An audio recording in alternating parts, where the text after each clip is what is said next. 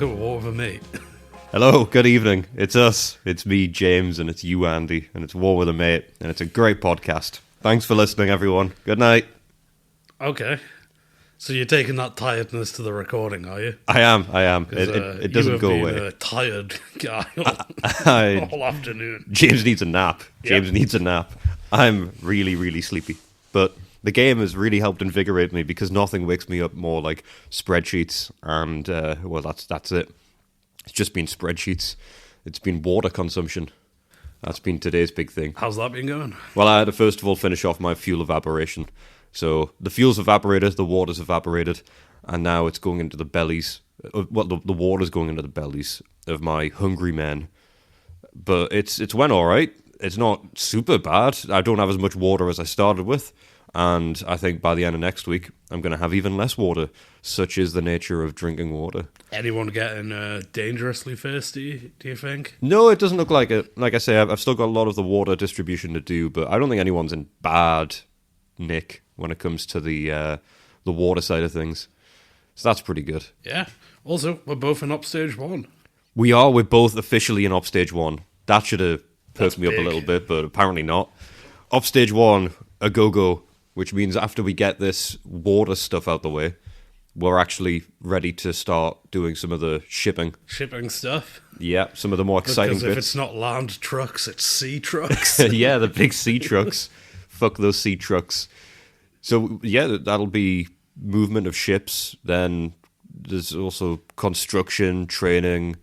We've got movement after that. It's, full steam ahead when we get rid of this. I need to double check the training, but I might not train anyone. You might not train anyone. Yeah, if it's going to take too long because we're only doing the 6 turns. Oh, yeah, you might not actually I be might allowed to just train. I think I can, but I think it takes 2 or 3 turns to finish, depending on what I'm training. Oh, okay. And then it'll probably take 2 or 3 turns to get to the front from Alexandria/Cairo. Your guys are So slow. with a 6-turn thing, I don't know how useful those. So I might just skip training. I Well- need to re-examine that bit. So they're not going to pick up the pace and hurry their butts from Alexandria to wherever I am. Well, they are, but they're not going to train because that takes a while. They're just going to get moving. Oh, okay. And learn in the field. Oh, yeah. Out here in the fields, I fought for my meals. I mean, yeah, it's a fucking struggle to. Was Baba O'Reilly about the campaign for North Africa? I think that's the subtext you're going to get from it, yeah. I've been reading between the lines Yeah. just now, and I've put together that's what that song's about. That's also probably why they put it in CSI in the opening credits. Was it CSI Miami that had that? I'm don't asking know. you, and I know that you definitely don't have the answer to that one. Which one's it? Special Investigations? No. Special. It's CSI. It's Crime Scene Investigations. Oh, okay. I was thinking of the Special Victims one. That's Oh, Law is and that Order. the one where they just walk in there and they go... They're just, like, looking at bone fragments and stuff. For the most part, yeah. It's, like, none of the interesting bits of crime. It's just lab stuff. That's interesting. Labs are pretty cool. They're not as interesting as, like, guns or car chases. Are you kidding? We're playing this game, Yes, and it's less interesting than a car chase. but of all the games we could have played, we're picking one that is, it's the CSI of board games. It's all of the behind-the-scenes, nitty-gritty admin and not the fun rolling of dice. We didn't roll any dice today. No, because we check in with any dice rolls. That's true. Yeah, we've got no dice rolls to check in with this week, guys. Sorry. It's all just paperwork, as always. So we're going to have to break it up a little bit with something else. This is a very game light one today because it's just been finishing up those last bits of water. Yeah. And then we've got more bits of water to do next time. And the fact I was tired through it all was... No, it wasn't good. It sent me off on a little tangent. I ended up emailing the guys at Huel, asking if they wanted to be our sponsor Are because we letting out the bag before they get a no back? yeah, because they're not going to listen to this one. They're going to listen from the start. I mean, let's hope not. They Because are. I've had some opinions on the Huel folks. Yeah, exactly. I think a partnership with Huel is inevitable. And I will still die on this hill that if I had Huel right now, I wouldn't be this tired. If I could just chug down a nice big bottle of Huel, that's where my energy would be. I don't think I've had Huel in a good week. That's why you're falling apart. That's what's done this to me. Yeah. Drink Huel, everyone. And Huel, you guys know I'm doing God's work here. Yeah. You're welcome. Results from Huel also require a healthy lifestyle. If you're not getting enough sleep and drinking, it won't help. That's true. Just a little disclaimer for the folks. Yeah. You can't do extreme sports. You can do normal sports. Does it say that on the ball? No, Don't you dare drink this and get on a BMX. BMXing isn't extreme. It's in the Red Bull Games. That's all the extreme sports. It's in the what? The Red Bull Games. What's that? Is that like the Beast Games? Yeah, but put on by Red Bull. The Beast Games, by the way, for anybody listening to this in 2033 when we're halfway through the game, the Beast Games was something that... Jimmy Donaldson put together. Yes, good old Jimmy. It actually inspired a Netflix series called Squid Games. So, yeah, check that out. That's crazy history. Oh, dear. What should we do now? What do you want to do now? This is not good. You need to sleep more, man. What happens next? I'm staging an intervention. Go to sleep. I've got too many things to watch when I get home. What are you watching? YouTube videos, long YouTube essays. Name one of the videos you watched yesterday that prevented you sleeping. Name anything you've retained. I don't remember the names, I just remember the general topics. Which were? The general topics were various old cartoons that are no longer in circulation and how they evoke certain emotional responses. Well, that's important to know about. Yeah, well, now I know that. Anything. Honestly, I'm so tired, I haven't retained much of it. Go to sleep instead of watching it then. Right, well, I'll go to sleep Bear now. this in mind. You can cover the next segment, I'll just have a little nap. How dare you? The listeners will love that. You guys are okay with it, aren't you? Yes, James, you can have a nap. You can go to sleep now. Well, you sound awfully a lot like me, but thank you for that. But with bad mic technique. Yeah, well, Yeah. Well, I'll not get behind the scenes as to how I pulled off that piece of audio trickery, that bit of ventriloquism. Verisimilitudism. That's close. Really just had They both begin with V. They both begin with V. I've really jammed that one in. Well, that's my one for the week.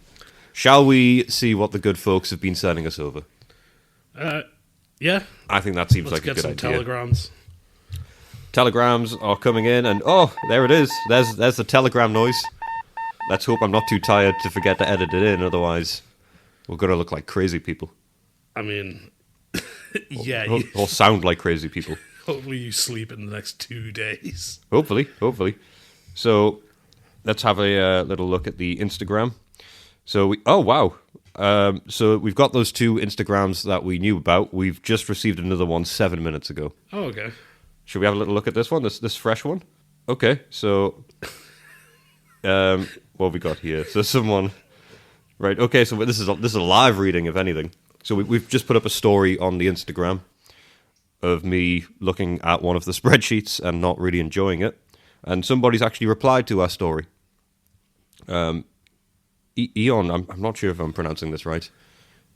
Eon, I'm not sure on the pronunciation there, but they've replied to the story, and they've really read the vibe of today. Quickly turning into stay brave and a crying face and a praying hands sort of emoji. You've really looked right into my soul, Jon. Stay brave is what I'm needing right now. So thank you. That has perked me up a little bit. Thank you for that. Thank you. That's important that I follow through that message. Well, it's good you've perked up, eh? Yeah. All right, we've got another one here from Paul. Paul has sent us a message on Instagram. Said, hey, just discovered your podcast and listened to the first 3 episodes so far. I love your humor and madness. Keep going. And always remember to fuck the trucks. Damn right, Paul. I forgot how long ago it was that fuck the trucks became a mantra. And it's always going to be true, though. And it's still important. Still to this day. So, Paul, when you find yourself here all these episodes later, remember that we're taking your words on board. And now that I know the importance of resource management, which I didn't quite before, I will indeed be fucking the trucks. Don't you worry about that. And our last Instagram message so far is from Ed. And Ed has quite a bit to say, and you're going to love this one. Oh, am I? Hiya, Andy and James. Was just listening to episode 18 while painting some skirting boards at a friend's house in Hamburg. all the way in Germany. Correct. Yeah, that wasn't me looking to you for assurance or confirmation. That's really what it looks like. No, I was just letting you know that's where Hamburg is. Fun fact for you, Andy. I was just listening to the part about camel nuggets, and I thought I could add some information to the camel meal conversation. Oh, good. Here we go. When I was a child, I lived in Morocco for 4 years, where there were small chains of restaurants that served camel burgers called Café Clock. So I had them a few times. Camel meat usually tastes mostly like beef, maybe a bit tenderer, and a slight bit sweeter. It's not part of the standard diet in North Africa usually, but it is eaten now and then, and has grown more popular with tourism. Probably the likes of you, Andy. If you visit Morocco nowadays, camel meat street food is pretty available in the more touristic areas. It's a great word. Touristic areas such as the Marrakesh Medina market, he's put in brackets. Hope this lends some light to the camel food conversation. P.S. Absolutely loving the podcast. Keep up the great work. Thank you very much, Ed. We will keep up the work. I'm very sorry that today it's not great work. It's just work. Hell, it's barely that. But now we have some great info to work off. It does make me want to eat camel more. Because that just sounds like it's tenderer and sweeter than beef. That just sounds like better beef. It does sound like better beef. It does make me wonder why we're not having camel instead of beef. Maybe it's harder to raise camels in mass numbers. No, because they're a lot more survivable. They can store water for ages. Maybe people just don't want to hang out with the camels in the desert. Well, they've got a reputation of being rude, haven't they? Yeah. With the spitting and the big, beautiful eyelashes. That's more reason to eat them. Because they're rude? Yeah. So you think rude people should be eaten? No, rude animals go lower on the totem pole. I mean, that's fair enough. Tastier animals. That really is the deciding factor. Well, Ed, maybe we'll be taking a trip to Café Clock. Well, me and Andy is what I meant. Not you, sorry, Ed. I mean, Ed, you can come along. Ed can come along. First fan meet up, Café Clock. Café Clock. In 8 years. We'll do it on Poncho Day. Yeah. We'll have a little trip in beforehand and determine whether or not you want it as your victory meal. Well, thank you for that, guys. That's some great info and great timing with the live read where somebody realised that my soul was being crushed. Yeah. And what's the Instagram for people listening? Because you're somewhat active on that, talking to people and putting polls and stuff up. I put plenty up on there. Plenty. A weekly poll of sorts. Some pictures and whatnot. Was it 80% of the audience this week showed themselves to be fools? Oh, yes, because this week's poll was, is Monopoly a fun board game? And 69%, there's a joke in there, a sexual joke, if anyone is up to date with sex. Not heard the latest updates. Yeah, it's going well. It's very big these days. I think it's going to be in Avengers Doomsday. So 69% of people said, yes, it is fun, which means 31% of people said, no, it's not. So 69% of people are fun-loving, happy-go-lucky scamps like myself who enjoy a bit of economic strife in their board games, and 31% are Andy-shaped sticks in the mud who don't understand what a fun board game is. But we won't hold that against you because you're listening to this, so we haven't really painted a very clear picture of that. So I won't hold it against you. There's still time to learn and grow. I believe all of you can, except you, Andy. You're too set in your ways. But let's see what some other people have said. I'm sure someone else. Over to the emails. What email have we got? We got one in from Dave. Dave. Hey lads, just letting you know you have a listener. I have a game-related question. You're using spreadsheets, but seeing as they weren't invented in 1978, how did the game designers intend people to keep track of all of this? Keep it up. I'm with you to the end. Stay subtle, humble, and brave. Dave. Thanks, Dave. That's good. That rhymes with... if only we were called Dave. We could have picked aliases, but we messed that up. Yeah. Or we could have picked a different catchphrase. The catchphrase is good. The catchphrase is pretty brilliant, but if it rhymed, it would be so much better. So, as for we're using spreadsheets, I don't honestly know what they intended people to do. They include a fold-out sheet of, examples. One of the, things included in the box is, a folding out with examples for all of the log sheets and stuff you might theoretically need. I think you were just meant to, copy them and write your own on paper or something. Yeah, but, that seems to be the intention. Yeah. it doesn't really give any clear direction other than it sort of keep track of it however you will, and here's some examples of an all-right way to do it. And they're not very well optimized for the game, to be honest. We've had to do a lot of tweaking from that kind of format, and the fact it's digital instead. So I honestly don't know that Richard Berg wanted people to keep track of it. I don't think he wanted people to play. Because if it was paper by the end of it, you'd have, like, filing cabinets full. Yeah, easily. Yeah. So I'm not entirely sure that they thought about that. I think that was something they were going to leave to the players to figure out. And figure it out we have, because all this time later, we've got such readily available technology that it's not even a problem. It's soul destroying instead of it being a problem, which I suppose is actually a problem. But there's an answer to your question, Dave. They didn't think about it. And a fuckload of paper. Yes, yeah, it's one or the other, and we're getting by just fine. But thank you, Paul. Paul is the next person to send us a message. And Paul has to say, hey, that's also rhyming, for those keeping track at home. That's 2 rhymes today. Get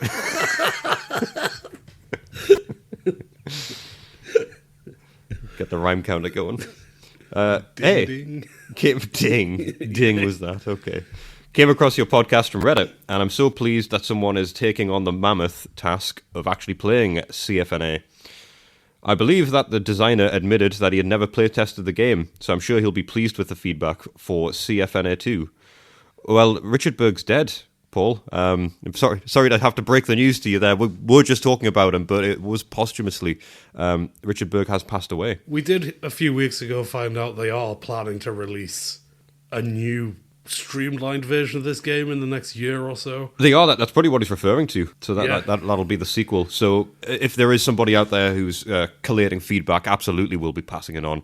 Don't you worry about that. One thing, as a data nerd, I'm very curious about is how much actual time you are taking with the game. Could you mention in each show how long you spend playing that session? Well, for context, today it was about 3 hours. So that was 3 hours of getting through bits and pieces of the water evaporation and fuel evaporation rather, and water consumption. So yeah, that's what we were doing today, and that was about 3 hours, making a bit of a chip away at that. You also ask perhaps even a breakdown of time taken per phase of the game. That's something we're going to try and put together in the next few turns. The first turn we're just feeling our way through. And then after that, in subsequent practice turns, we're going to try and break down how long each of it takes so that we can sort of schedule these play sessions. Do a bit of planning, yeah.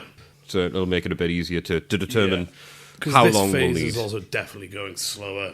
Because it's first time, and we'll be setting the stuff up, like spreadsheets and stuff. Yeah, we'll have formulas to automate parts of that, so that won't be too bad. Yeah.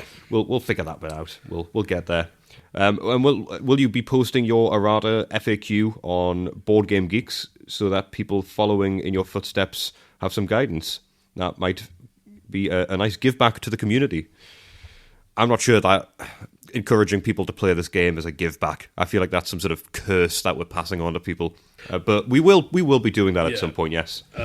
Probably after the Griziani offensive, when we start the game, when we have a good enough grasp on the rules to give addenda, because at the minute we've got some stuff we've noted down where things haven't made sense and we've sort of made assumptions, but I guess we're going to test them in the game before we give anyone bad advice, because that's more damaging than no advice for this game. Yes, yeah, we don't want people to be thrown off by us giving half-complete information. So once we know for certain that we're correct about things that are wrong, then we'll start putting word out there. Definitely update that. And you say same applies for the spreadsheets and software you're producing too.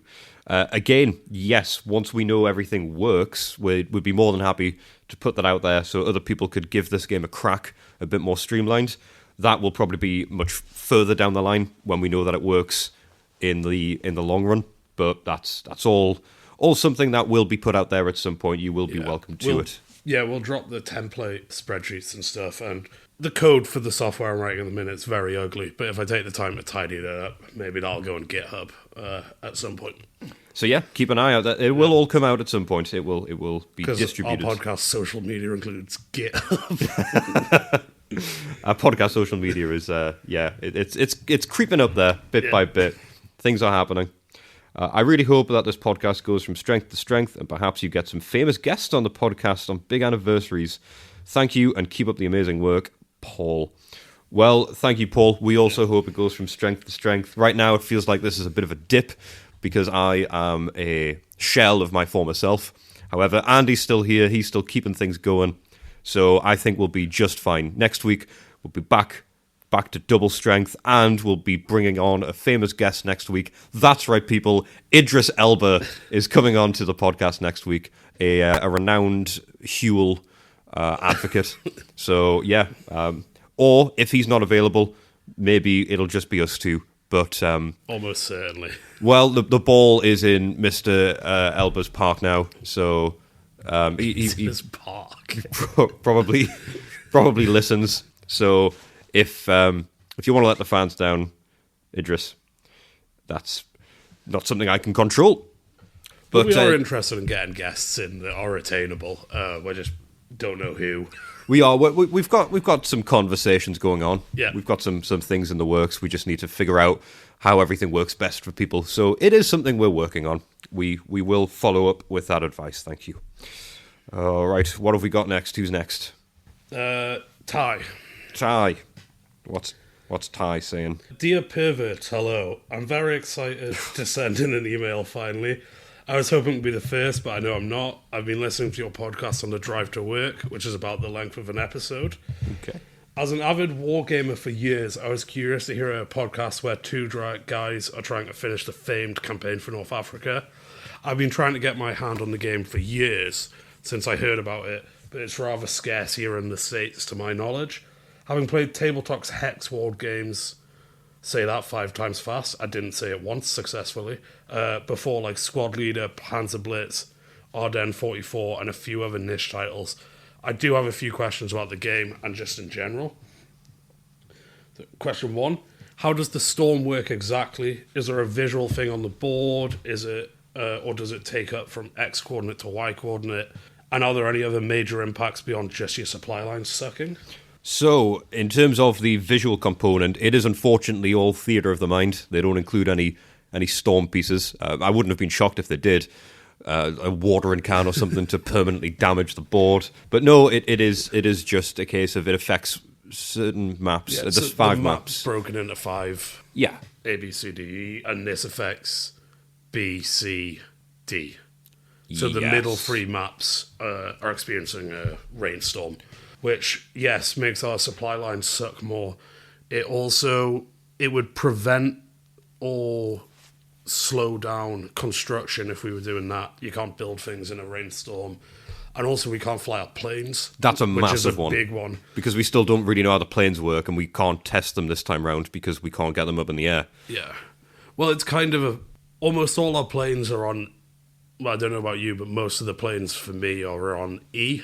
Well, most of my Rather planes than are some on of the A. fighters, yeah. So they're not in the rainstorm. They just can't fly to anywhere strategically relevant. Yes, yeah, same for me. I've got a lot of planes that are able to lift up and get in the air, but then they can't do anything when they're in the air. So that's a real shitter, as they say. So we are, unfortunately not getting any cool visual displays. But if anybody wants to suggest something we could do to put on the map to represent the storm, then let us know, because we are DIY experts at this point. We've got a lot of magnets.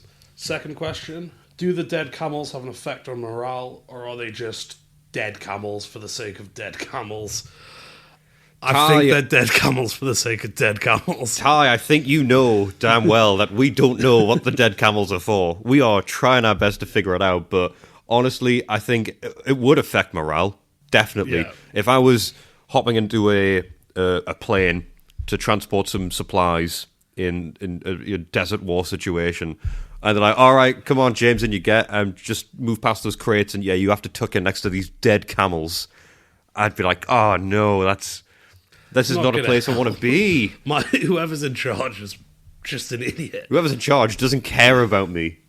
Yeah, as far as we can tell, the camels are mentioned once, and it's just about transporting them. Yeah, we're still not rules sure for loading them or what you do. We don't even know what they weigh, so we don't know how many you can ship. So it just feels like something that should have been edited out and wasn't, or there was going to be a whole camel system they didn't get round to. Maybe that's a 'Cause DLC. that wouldn't surprise me if it was like the camel migrations and herding is like a sub thing for some reason. We'll have to create the camel DLC at some point. So, Ty, we'll have to make our own answers. So, right now, whatever you think the answer is, that's sort of how it works. The answer is that. You can run your own narrative in your head about the camel. So, if you feel it affects morale, it certainly does. It's affecting my morale just thinking about that rule and how cheeky Richard Berg was to pop that in there. So he finishes up as well. My laptop battery is about to die and I can't be bothered to charge it. So that's the end of this for me. I can't wait to stick around for 10 years plus years to see this through. Till next time, Ty. Thanks, Ty. Yeah, thank you. 10 plus years sounds about right, and we'll be here the whole time in various states of awakeness, but we'll be here, Ty, and thank you again for bringing up the camels. Hopefully you've got around to charging your laptop. Yes, hopefully that wasn't the end of your laptop forever. You can charge them. Just so you know, you can refresh the battery on those bad boys. You don't have to buy a new one each time. Something that I figured out a little while ago. You're only 6 laptops deep, so not too bad. Well, that's life. That's life. Who we got next? Hewitt. There we are. Hewitt has messaged to say, Andy and James. Hello, my name is Hewitt, and I'm a big fan of the podcast. I just found your guys' podcast a few days ago, and I've been binge listening to the episodes. I'm writing this as I'm listening to episode 9, and you guys convinced me to email you. I wanted to ask for the 10-minute original episode. Ah, yes. The original cut of episode 9 where, funnily enough, my laptop cut out. So there we go. That was my lesson about laptop etiquette. I didn't leave enough storage. And yeah, we did actually advertise in that we would distribute the original one to anyone who wants it. So, Hewitt, I will find the file and I will email you it over. So you should have that probably by the time you're listening to these words. That's like the Wu-Tang album, but for our podcast. It is. It's private, but you can have it. You can have a copy of it. So I will send you that over. Don't you worry about that. That will be yours to keep and cherish. I also wanted to ask if it was a possibility to post the spreadsheets to the website so we can visualize the bookkeeping a little better. I know that sounds super nerdy, lol. Not at all, Hewitt. It's as nerdy as us playing the game. It's not even that nerdy as us playing the game. So we'll try and find a way to do this because you've got to bear in mind we've got a lot of spreadsheets and I need to update them regularly. So we'll try and figure out a way to streamline that being accessible. Don't really want to dish out a link to the Google Drive because I feel like that could cause some potential problems. So we'll figure something out. We'll make sure the bookkeeping's maybe available. downloading them like after an op stage or after a turn or something, like when they're sort of when there's been a bit of moving, as it were. Yeah, when there's been a bit of a noticeable change to them. So mine now are looking quite a bit different because of all the water and fuel consumption and evaporation. So there's a bit of a change there already, and that will change even more by the end of the actual op stage. So we will be putting that out there, absolutely. Might not put all of them out straight away. We'll figure out how, and we'll share it definitely at some point. But if there's an interest, let us know for like just maybe some example documents so you can sort of see what we're referring to when we talk or something. We could maybe put a couple of them up. Yes. So by all means, continue with the feedback of what you'd like to see. We will try and pop these the information, the spreadsheet somewhere sometime soon when we figure out a good way to do that. But Hewitt finishes, thank you guys for making me laugh and good luck on your journey in completing this game, Hewitt. Well, Hewitt, thank you for making me realise that this isn't completely in vain because people are listening and laughing along. So I might not be laughing myself right now, but as long as you are, because what I'm saying right now is very funny, then that's fine by me. That helps get me through this a little bit more. It's an accountability tool. It's nice to know that people are enjoying it. So thank you, everybody, for those messages. We still have plenty more to get through. So next week we'll have a ton more that we can read through. Some of them are absolute corkers. So we're looking forward to those. So keep them coming. Any feedback, any questions, any non sequiturs, you know that we love them all. I especially love the non sequiturs. So, well, that's some good mailing, some good telegrams. Yeah. So I think what we should maybe do then is try and get me back in the game a little bit more focused, and I can talk a little bit more about our good old pal Monty. Yeah, Monty. He's an interesting character. He is that. Monty is quite the fellow. So, war-loving, Betty-loving. He loved his Bettys. He loved his Bettys. So, as you may remember, let's cast our minds back. Ooh, there it is. There's that sound effect. That perked me up a little bit more. Maybe by the end of this, I'll be a real boy. So, that's a Pinocchio reference. Do you like Pinocchio, Andy? Not a big fan. Right. I wouldn't watch Shrek then if I were you.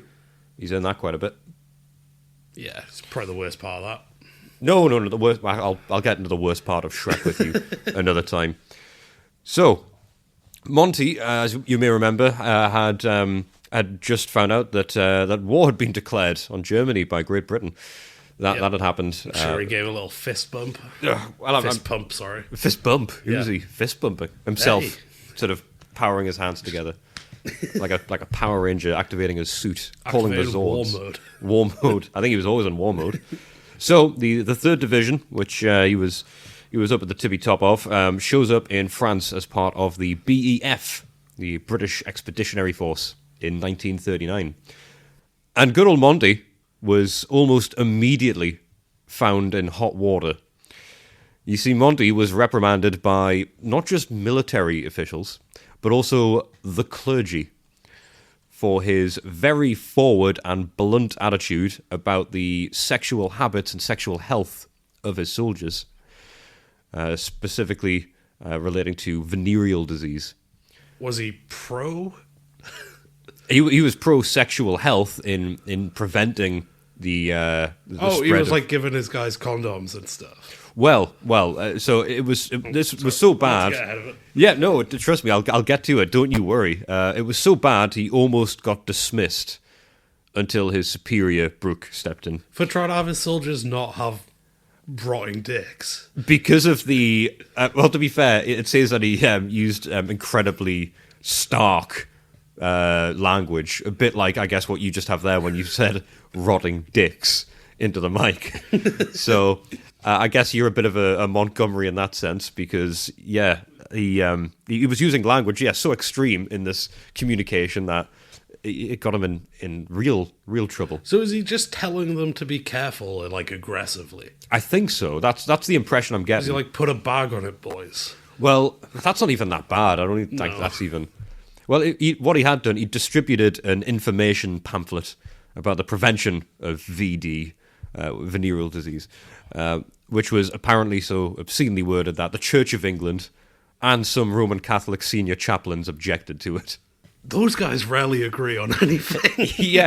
But apparently the very vulgar description of VD prevention, that is something that can cross over those two circles and make a bit of a Venn diagram. All right. So is he close to getting like dismissed from this? Yeah, he was almost dismissed. And then his superior stepped in and fought his corner. We're fighting a war. This is not important. Yeah, pretty much. So he's our best guy. Have you not seen the tanks he draws on dates? On what? The tank formations he draws on dates. Oh, right. They said on days. Oh, just some days. Yeah, on some days he'll draw them. I thought you were just wording things very vaguely. So Monty's 3rd Division saw very little action in the Battle of France, and later returned to Britain with minimal casualties. Nice.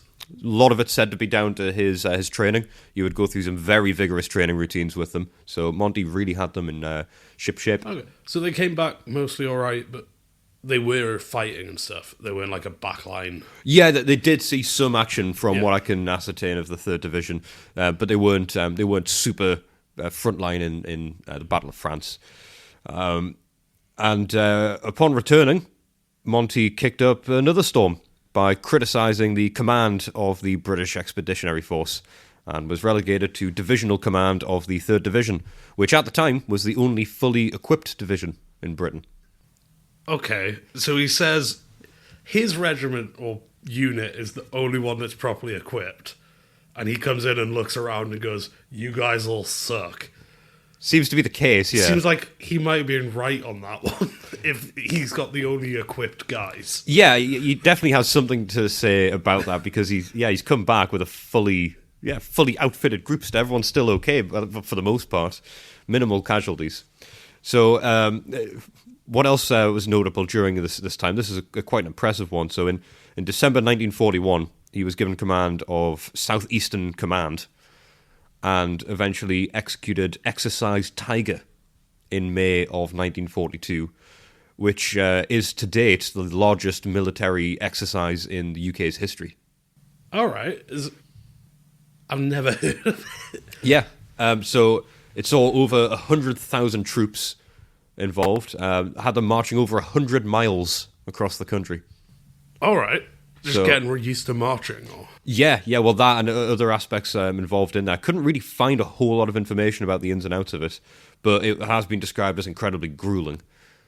So is this just like a training thing? It's Yes. not like a... Because it was Exercise Tiger, not Yes. Operation Tiger. Yeah, not an operation. Right, It was a training exercise. So basically it was like, your unit's pretty good. You're now in charge of making everyone reach that standard. Yeah, this is when he was in charge of Southeastern Command. Yeah. So yeah, a lot of troops under his umbrella, and yeah, he was getting them into ship shape, it would seem, which takes him up to 1942 when he arrived in the theatre in North Africa, which is where our beloved game is set. Yeah. Churchill appointed him after being persuaded by Brooke, the same Brooke that defended him during the VD health information debacle. Oh, right, okay. He recommended him to Churchill, and Churchill took up that recommendation, and there he was. And I suppose, as was the case with Graziani, we'll not cover too much of his time in the actual campaign, because we'll get to that as and when we sort of pick through those parts of his life as we get to periods that he was actually around for. But I do have some comments here on his personality, which I found particularly interesting. So it gives a little bit of background on who Monty was as a man, and quite the man he was. All right. So he was very well known for his lack of social etiquette and tact, which got him in, I mean, as we've already heard, quite a bit of hot water.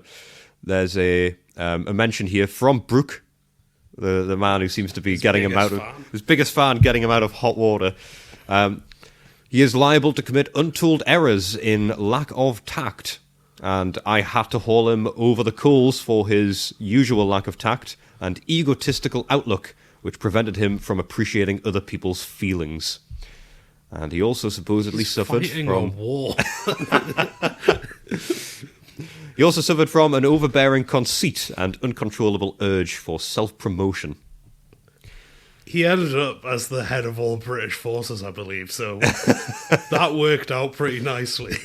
Well, General Hastings Ismay, who was at the time Winston Churchill's chief staff officer, once said of dear old Monty, "I've come to the conclusion that his love of publicity is a disease like alcoholism or taking drugs, and that it sends him equally mad."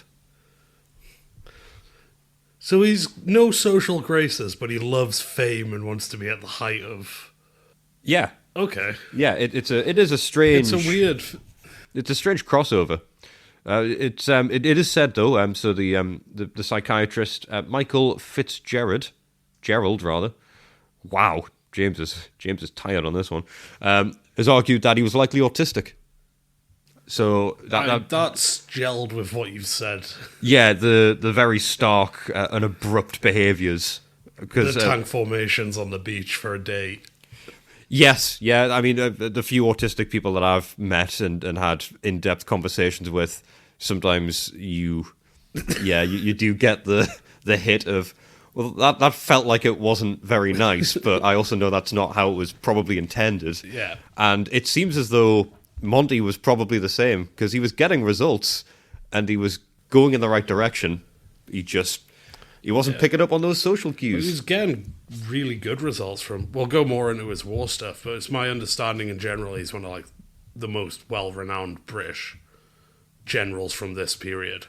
Yeah, yeah. Well, he was very capable, and that capability was continued through the North African campaign. There was a little anecdote here actually from the campaign, which I suppose we can delve into, which is an example of his behaviour getting a little bit out of hand again. Okay. He bet Walter Bedell Smith that he could capture Sphax, Sfax. I'm really not sure on the pronunciation of that because it feels like it should have some sort of exotic pronunciation. It's a major port in Tunisia. All right. And Smith jokingly said that if Montgomery could capture Sphax in the middle of April, then he would give Montgomery a flying fortress complete with crew. Smith promptly forgot about all of that. Monty didn't. Sphax was taken on the 10th of April. On schedule. He immediately sent a message to Smith claiming his winnings. When Smith tried to laugh it off... Just correct me if I'm wrong. Is for a thing that doesn't exist? Or is this flying fortress like one of those big bombers? Yes, it's a B-17 Boeing flying fortress. So it's not an actual flying castle. It's a heavy bomber aircraft developed in the US. Why does he want one? Because they were very capable aircraft. I think he wants it for the war. It's not. I don't think it's for him personally. No, right. I think it was for him to have as part of his war effort. Okay. And Smith tried to laugh this off, and Monty insisted on it actually happening. Thankfully, the incident was finally resolved by Eisenhower, who, with a bit of diplomatic jiggery-pokery, ensured that Monty did indeed get his flying fortress, though at a great cost in ill feeling. From Eisenhower? Yes. So Eisenhower didn't like him, but was like, well, you have to keep your bet. You can't welch on that. Yeah. So Monty just would not let that go. Also, was there anything up? Because it was like, oh, if you conquer this city in the middle of April. I'm assuming that was like a completely unreasonable proposition, which is why the ridiculous bet was made. Yeah, and Monty pushed forward and was like, I want my plane. Is there any information about how many people died to get him this plane? I'm not actually sure. I will have to have a look at that because that's an interesting question. Let's have a little look at the history of Sphax because I imagine it will probably have it in here. Not readily available from what I can see in Sphax's history. This is this might be one I have to come back to, but I am interested because I think you may well have had people dying over this. I'd be amazed if nobody died in that. Yeah, well, it's like people will die to capture the city, but was it like they got there 2 months early by pushing through? Yeah.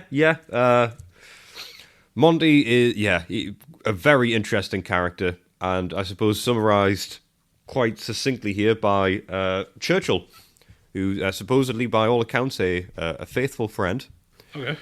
Quoted saying of Montgomery, "In defeat, unbeatable. In victory, unbearable." Okay. And that, I think, that may even sum up your behaviour a little bit during this game. So if there's anybody to take on board the attitude of, it would seem Monty is he's been channeled into you. Because if you win, I know it's going to be unbearable. I wouldn't be you're like going that. You're going to be making me eat those camels. Well, yeah, you made a bet. Yeah, and I'm also quite interested in eating the camels now. I'm getting one over every single week. Oh, great. But it does mean still that when I win, I am still going to treat you to the Huel dining experience. Well, can't say no to that. And yeah, maybe there's an episode down the line about Sphax.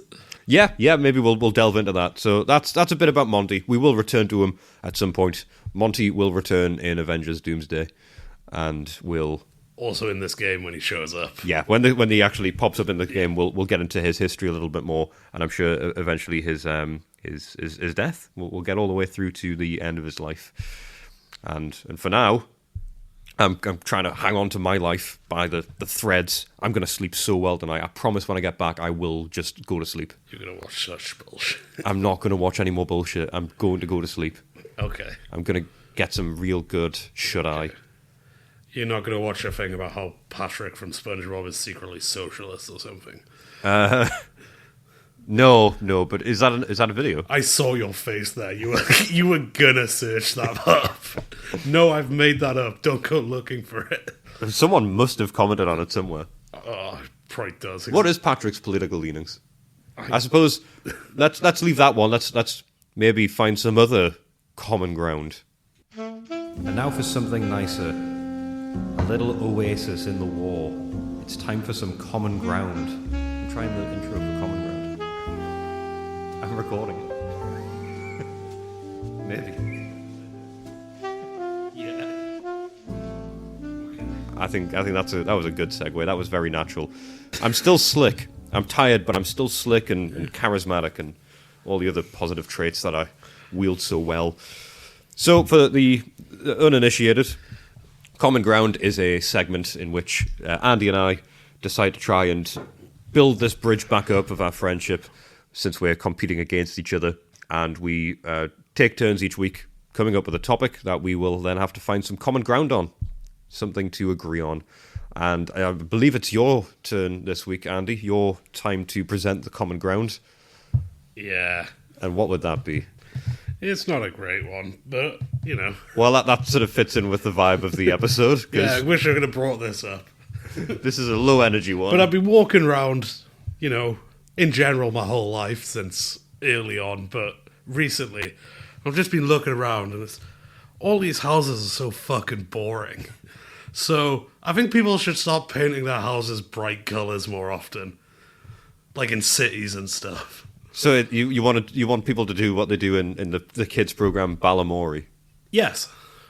So what kind of colour scheme would you need? Would it be associated with your job like it is in Balamory? Or I didn't know that's how that worked, Balamory. Yeah.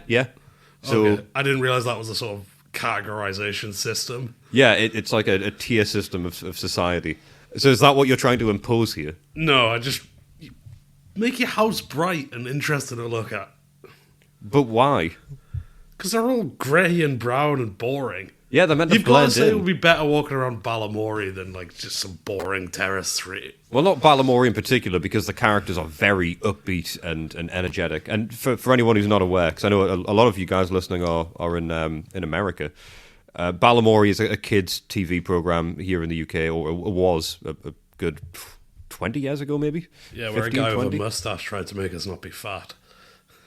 No, you're thinking of Lazy Town. Oh, okay. No, he did gymnastics and stuff. Sorry, yes, I know who you're talking. You're talking about Sportacus. Yeah. From Lazy Town. Oh, that was also what I was thinking of with the houses, I think. Right, sorry. So when I've been talking about Balam, right? So I need to explain it to you as well. So for everyone who's not in the UK and Andy, Balamory was a kids' TV program where it was in this village in, I think it's Scotland. It's an actual place, but it's got a different name, and all of the houses are very colourfully painted. I was thinking of Balamory. Sorry for that little roller coaster, guys. Yeah, I was thinking of Balamory. Okay, I just so got the mustache exercise guy wrong. So Andy does know about Balamory, Yeah. but he's decided to transplant Sportacus from Lazy Town into Balamory, and they're very different vibes. Well, I'm just looking at some pictures of that. This is much nicer than most, like, even other seaside towns. I mean, it's very bright. I don't know if it would be better. I've never been. We could do a trip there at some point. I mean, yeah, Live podcasts in Balamory. we'll add it to the tour. Got to do the world tour. So the world tour right now is Cafe Clock, Balamory. Fuck it, stick Lazy Town in there as well. I imagine that's just some closed down set in Hollywood. I thought this was going to be a quick one. Do you not want to think people should be painting their houses? I don't think people should be, no. Where are you going to buy all that paint? Are you paying for this? No. Who's paying for this? It's pretty cheap. Like, It's pretty cheap. have some house pride and buy some paint from, I don't know, B&Q. I know plenty Paint the about front of your house. B&Q, and I can tell you that it's not cheap. You can't get that much paint to paint a whole house on the outside. Yeah. That's a lot of house. And what are you going to do? So say you live in a 2-story building, Yep. different flats. Yep. One person lives upstairs, you live downstairs. Who's taking responsibility for the painting? Well, you paint your floor, and you should probably you can coordinate, have a little community building thing, and be like, what colours should we have? Oh no, that wouldn't be community building. Yeah, it would. We used to live together, you and I, Yeah. And we've had neighbours upstairs before. Can you imagine talking to all of the neighbours we've had in the past and asking them to sit down with us and decide on a colour scheme for us to paint the outside of our house? I think it would be fine with about 50%. I agree. And we're thinking of exactly the same house. Yes, we are. Yeah, no, that's fair. 50% is fair. Actually, no, I'm not getting into this. So yes, I think I think it would really lead to some problems. Is there not something else we can do to make the houses more interesting for you? What about we get you some cool glasses, so everything is through a different coloured lens. I'm not going to change anything about myself. I want the whole world to change to accommodate me. I know, and I would never challenge you on that because I know that you're flawed in that way. I'm a forever. bit of a Monty. You're a bit of a Monty. You're a bit of a monster. Bit of a. Oh. I think you need to take a little bit of weight on your shoulders here. So maybe find something to meet in the middle. Find some common ground in the common ground. Okay. So how about? Right. Okay. So we'll paint some houses. Yep. We'll paint, say, 25% of houses. If you own your house, you paint it. If it's rented, don't paint it. No, that's fair. That's fair. Yeah. That's also a good way of highlighting homeowners. The class structure. Yes. Yeah. So we are doing a class structure thing. Yeah, I guess we are, yeah. If you have a colourful house, you own property. Yeah. If you have a bland, drab home, you're renting and will be trapped in the renting cycle forever. Haha. There we go. So that's the common ground then, I guess. It's that people who own property should highlight that to the world. By painting it bright colours. And those who can't afford to own property, or the system just won't let them own property, they live in drab darkness forever. Yeah, but they can go to colourful neighbourhoods and aspire. Yeah, I suppose so. But that's quite a depressing thought. Yeah, you really turned this into, I think things should be more bright and colourful and fun, into probably the premise of a pretty shit dystopian teen, young adult fiction book. You know the fucking energy I was coming into this with, and you decided to present bright, colourful houses. I mean, come on, man. That is on me a bit. I was That's trying to wild. bring you up. Well, it didn't work, did it? Okay. Didn't work. It's riled me up, is what it's done. Okay. We're running on an angry note now. I'm fueled up. I'm fired up. Oh. Okay. I just really need to catch up with my sleep. But next time, I'll next change time my will be common better. ground then. Go to sleep. Next time will be I better. think you should go to sleep. I'm going to bring loads of caffeine next time. I haven't had any caffeine today, by the way. None at all. Why not? I didn't feel like caffeine would help. I feel like it would just make me feel sick. I just felt like I was in one of those states where it's like, at this point, if I have caffeine, I'm gonna crash immediately when the caffeine it just sort of seeps out my system. I mean, you do you, I guess. Yeah. Oh. Okay. Dearie me. I think me doing me is going to be going back home. I'm gonna find this Patrick video that you mentioned. I'm gonna quickly watch that, and then Go about at 2 in the morning. watch some Lazy Town and some Balamory, and then I'm sure there's some interesting video essays about that. Yeah, probably actually. So I'm going to do that, and then I've got ages to catch up on my sleep before next episode.